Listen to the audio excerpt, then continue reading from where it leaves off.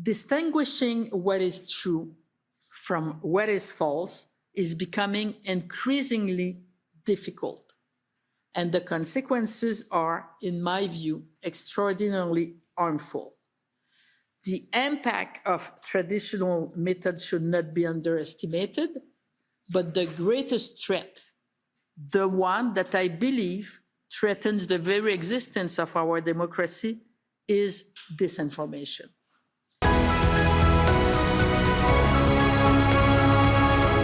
Oh, there's a theme with this Liberal government. They appoint people to investigate themselves, don't they? They do that a lot. For example, after the Emergencies Act, the martial law, Justin Trudeau appointed his own handpicked judge and gave that judge a mandate drafted by the Prime Minister's office to see if everything was okay. That was called the Public Order Emergency Commission.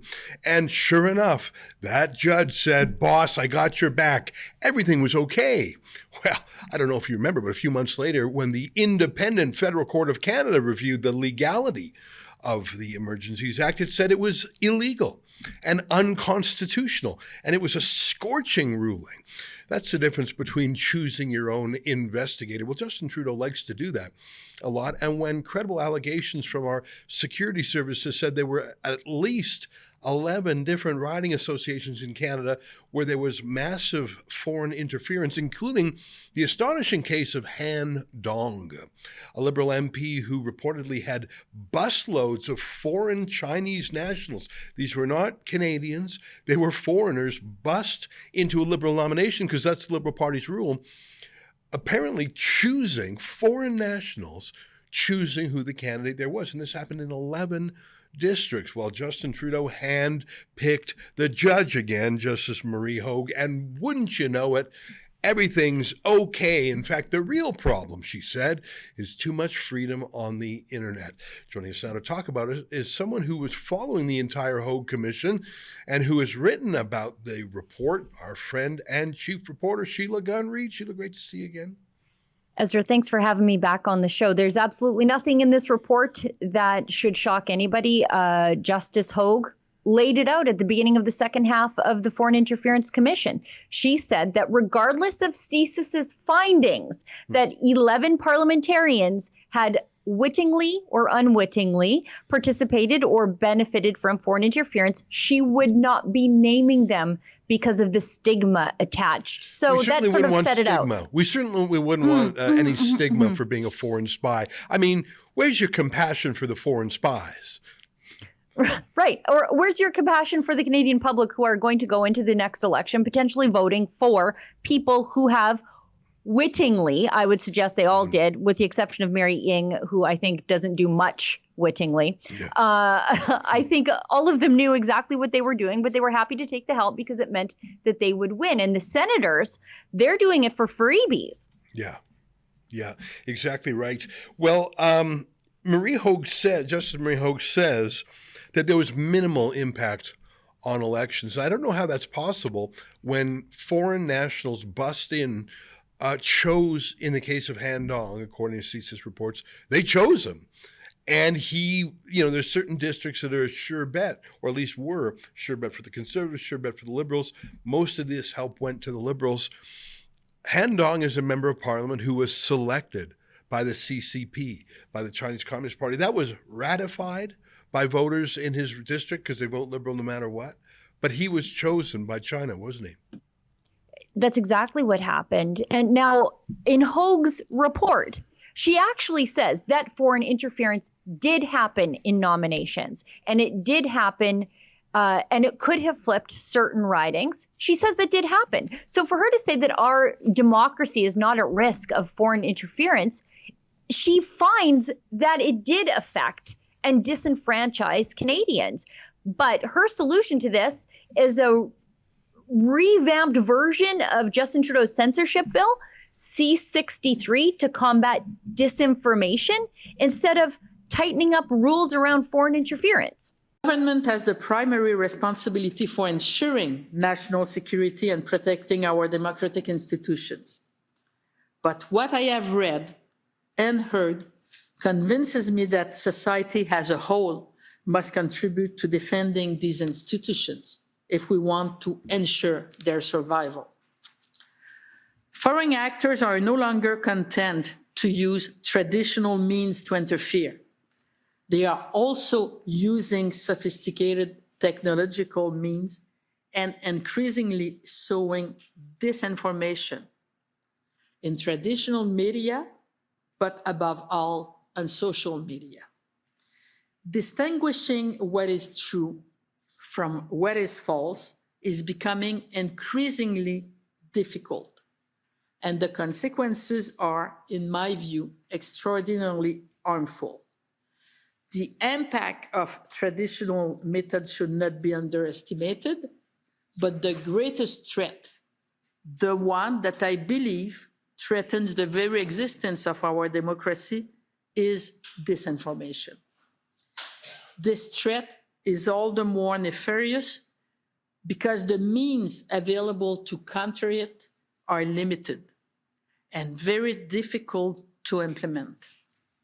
Nevertheless, we must not give up, but rather attack it forcefully altogether. This cannot be the sole purview of government. It will not work. You know, I'm just thinking of the cover-ups here. If I recall, the first guy that Justin Trudeau put on this scandal was Maurice Rosenberg, who was the head of the Trudeau Foundation, if I'm not mistaken. And I think he was there when they personally accepted a $250,000 check from the Chinese Communist Party. That didn't pass muster, so he appointed, guess who? His family friend, David Johnston, who's sent his daughters to school in Communist China, who's traveled to Communist China countless times, met with the president there. So putting David Johnston on the Chinese interference file is the fox in the henhouse. This Justice Marie-Josée Hogue is the third try, but I think it's like that Public Order Commission. The terms and the mandate, it was a stitch up from the beginning. This was an inside job. I'm not saying that the judge herself is a foreign spy. I'm saying that her refusal to name names and her cover-up, it feels exactly like a hand-picked judge that was in the case of the martial law. Yeah, and the only real recommendation she makes is censorship of Canadians. Yeah. You know, there's a real thing that she could have recommended that would nip in the bud a lot of this stuff, and that is kicking WeChat out of the country. Right. But because that is where the majority of the foreign interference is organized and spread, particularly against Canadian Conservative candidates like Kenny Chiu and Michael Chong. That would alleviate a lot of this problem coming from Communist China. But instead, the best the Liberals can do is censor regular Canadians who are disaffected by the government online and kicking TikTok's office out of Canada. Yeah. You know, WeChat, for those who don't know, it's sort of an everything app controlled by Communist China. It's a Chinese app, but an enormous number of Chinese Canadians use it. It's a news app. It's a payment app. It's like Twitter and Amazon and Facebook all combined. And it is a government instrument. It is an instrument of propaganda. I'm not saying there's nothing useful or fun about it. It is useful and fun, which is why so many Chinese Canadians use it, and it's in the Chinese language. But it is controlled by the People's Republic of China, and it is pervasive in this country. And when it goes on the attack, subtly and overtly, it moves thousands of votes. But Trudeau doesn't mind because the 11 tampered ridings were all in his favor that we know of. Yeah. I mean, this is where they organized against Kenny Chiu and spread disinformation about him that he was somehow anti-Chinese. I think you can tell by his last name that he's ethnically Chinese. Justice Hogue also complained in her report that the findings of CSIS sometimes lacked transparency, that they weren't telling the targets of foreign interference that they were indeed the targets of foreign interference. It is true, but she's also lacking transparency when she won't even tell us who the beneficiaries of the foreign interference were. You know, this is so tidily covered up, and of course it's happening when everyone is distracted by the liberal shenanigans, by the Trump tariffs. I mean, this is coming out.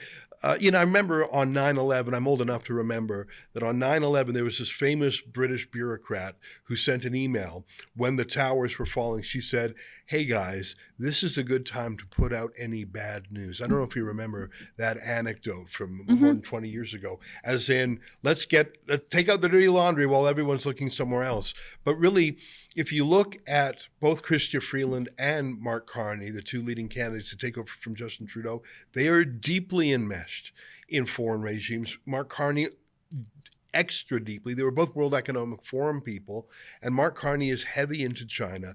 It's actually incredible to me that the next prime minister is going to be selected in a similar system that selected Han Dong. 14-year-olds can vote.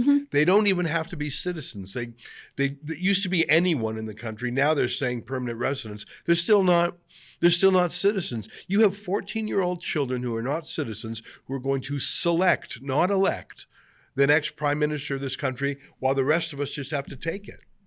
Yeah, we just went through this big year-long process to get to the bottom of foreign interference. I mean, we had Michael Chong being targeted directly out of the Chinese consulate, and nothing tangible is going to change before Canadians go to the polls. Yeah.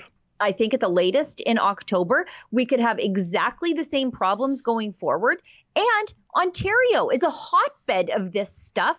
The majority of the problems actually came out of Ontario and the lower mainland of BC. You guys are going to election right away without any changes happening whatsoever to stop foreign interference. Yeah. We've been talking about China and the Chinese Communist Party. We know from Global News and other sources that there are hundreds of Iran agents, and we see the evidence of that on the streets. Most of these pro-Hamas rallies, they're not actually Palestinians, they're Iranian agents. They're funded, directed, and this has been going on for years, especially in Toronto. They have this yearly Al-Quds Day anti-Semitic fest on Queen's Park. It's Iran. And we don't know who the pro-Hamas bloc is voting for. I think they're for Carney, because some of them protested against Chrystia Freeland. Like the Chinese Communist Party, they're keeping a sort of a low profile here. I want to know who Mohammed Faki is backing. He's the pro-Hamas extremist who was given an Order of Canada. He used to be Trudeau's pal. If he's backing Mark Carney, that could put Carney over the top. I think Carney's going to be the winner. He's got the deeper China ties, and he seems to be casting his lot in with the Hamas side of things. I think Carney's going to win with a slam dunk, not because he's better known or more popular or better than Chrystia Freeland. I'm not here defending her. I'm just saying he's got this team of operators on his side, and Freeland doesn't. Well, and there's the whole sideshow with Arya Chandra. Right. I mean, he was engaged in that very open and kind of threatening argument taking place in the House of Commons. It was like a war between India and Sikh separatists happening on Canadian soil. And as we know, a lot of the friction between Sikh separatists and India, it's happening in Canada. Yeah. It's actually worse here in Canada than I think it is in India. Yeah. And I wonder what role foreign interference and pressure on the Liberals had to do with not allowing his nomination to go forward. You know what? A few minutes back, member from Surrey Newton introduced a motion seeking unanimous consent, and I said no. I believe on the way out of this chamber, the member threatened that I will be yeffed up. So another member also aggressively accosted me in the lobby. I feel that as a member of parliament, I should be able to express my opinion, my views freely in the House, and I should not be felt threatened by any words or actions of my fellow members. The craziest thing is the Liberals have said he is manifestly unfit to run for their leadership. That's tough talk, but apparently he's good enough to be an MP 3 times in their party. So, hey, local residents, your MP is manifestly unfit to serve, but he's good enough for you. He's just not good enough for us. That just is astonishing. Sheila, thanks for the update. You got it. I think this fell down the memory hole. I think they released it now, like that bureaucrat on 9/11, just to cover it up. That's exactly what I think happened. What an absolute waste of time. It was a result in search of the process to make it happen. Yeah, it was reverse engineered. Sheila Gunn Reid, our chief reporter, thanks very much for following this story. You got it, boss.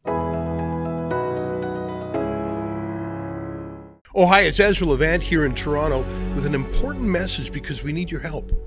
Independent journalism in Canada is under attack. Government censors, big tech deplatformers, and the dying legacy media are all working together to maintain exclusive control on the information you receive. They don't want you to hear other voices like ours, and they really don't want you to be informed and to think for yourself. That's why the work we do here at Rebel News is so important. Our on-the-ground reporting, independent news shows, and special content you won't find anywhere else. It's all designed to give you trustworthy information and alternative viewpoints so you can decide for yourself. We don't get government money, and we are not owned by some big global conglomerate. We're funded by people just like you, so please support independent journalism and help us continue our work by subscribing and becoming a Rebel News Plus member today, right here on the page. Go to rebelnewsplus.com.